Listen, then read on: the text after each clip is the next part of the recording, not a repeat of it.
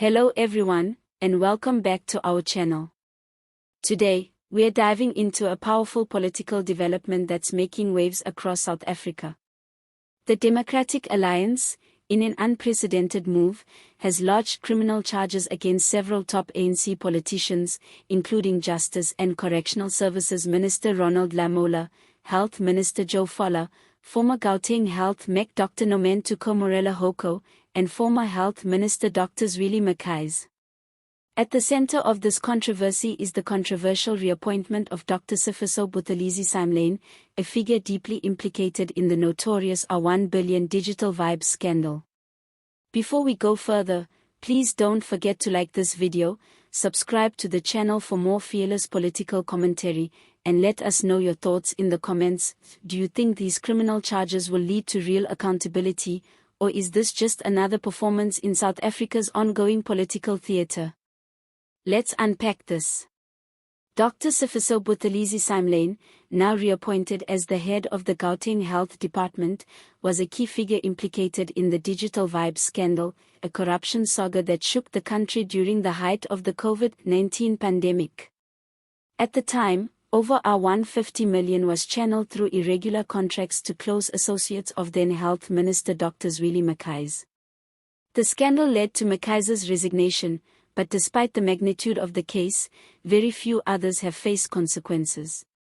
In fact, Simelane's reappointment is now being labeled as a slap in the face to accountability and public trust.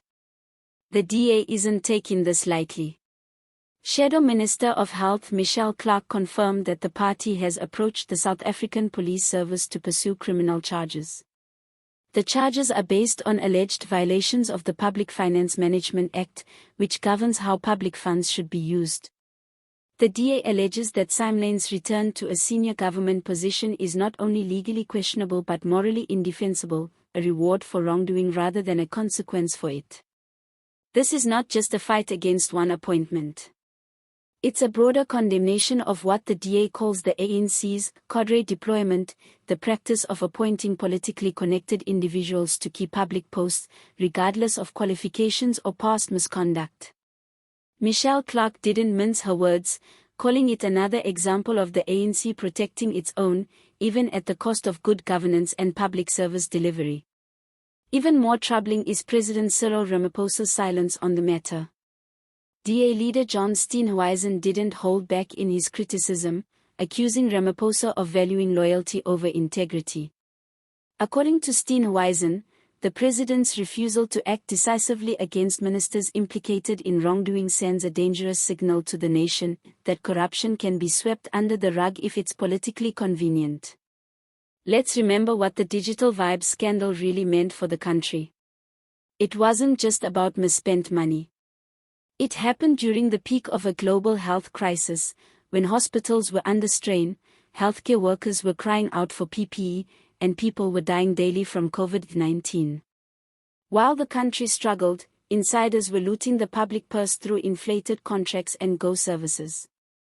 To now see one of the individuals tied to that scandal reappointed to a senior government position is not just questionable, it's outrageous. What's more, the allegations surrounding Dr. Simelane's reappointment raise serious red flags about how appointments are made in the public health system. Were proper vetting procedures followed? Did the Gauteng provincial government seek legal advice? And why was the history of his involvement in one of South Africa's biggest procurement scandals seemingly ignored? This latest move by the DA appears to be a strategic one, especially with the 2026 local government elections looming. As public frustration over load shedding, service delivery failures, and corruption scandals mounts, the DA is clearly positioning itself as a crusader for clean governance and ethical reform. Whether or not these charges will lead to arrests or convictions remains to be seen, but the political implications are already significant. The move could place additional pressure on the ANC, which is already struggling with internal factional battles, declining voter trust, and coalition instability. It also adds to a growing public demand for meaningful accountability, not just scapegoating or reshuffling. South Africans are tired of commissions, reports, and promises. What they want are arrests, convictions, and the recovery of stolen funds. And let's not forget, if the SAPS decides to move forward with these charges, it could set a legal precedent for how politically sensitive reappointments are handled in the future. It could also pave the way for deeper investigations into how decisions are made in both provincial and national departments, especially in areas critical to public well-being like healthcare. But as of now, the SAPS has not yet confirmed whether an investigation will be launched. That silence is itself concerning, and it speaks to the broader issue of selective justice in South Africa. Some are asking, if an ordinary citizen had mismanaged public funds or been implicated in a scandal of this scale, would they be walking free, or back in a government job? This is the question that now hangs over this case, and one the public deserves answers to. So, what do you think? Is the DA's move a genuine push for justice, or just political point scoring? Do you believe the ANC will act, or will this be another scandal that quietly fades away? And should the SAPS open a formal investigation into these allegations? Let us know your thoughts in the comments below. Your voice matters.